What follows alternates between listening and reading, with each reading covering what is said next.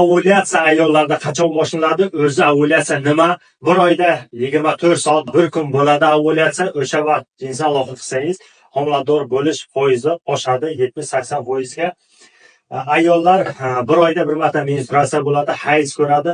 28 kunda bir marta bo'ladi, 30 kunda yoki 32 kunda, har xil organizm har xil bo'ladi.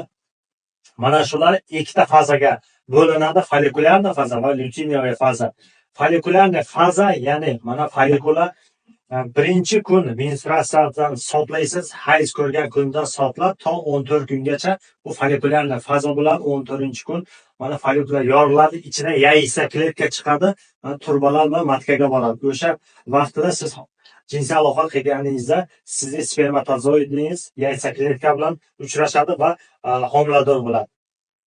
O'sha kun 2-3 kun siz jinsiy aloqa qilishingiz mumkin.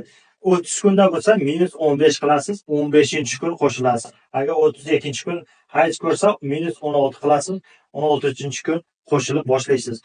Ayollarda o'zlari ham biladi, ko'plari bilmaydi-yu, bilmaganlar ahamiyat bersin. O'sha ovulyatsiya vaqtida ayollarda vidileniya ko'proq bo'ladi va jinsiy aloqa qilishga xohishlar juda ham ko'tariladi. O'sha vaqt jinsiy aloqa qilsalaring foizlari, homilador bo'lishning foizi ko'tariladi. Xo'sh, savollar bo'lsa kommentariyaga yozasizlar, obuna bo'lishni unutmang. Inshaalloh harakat qilamiz yaxshi video chiqarishga. Rahmat, sog' bo'linglar.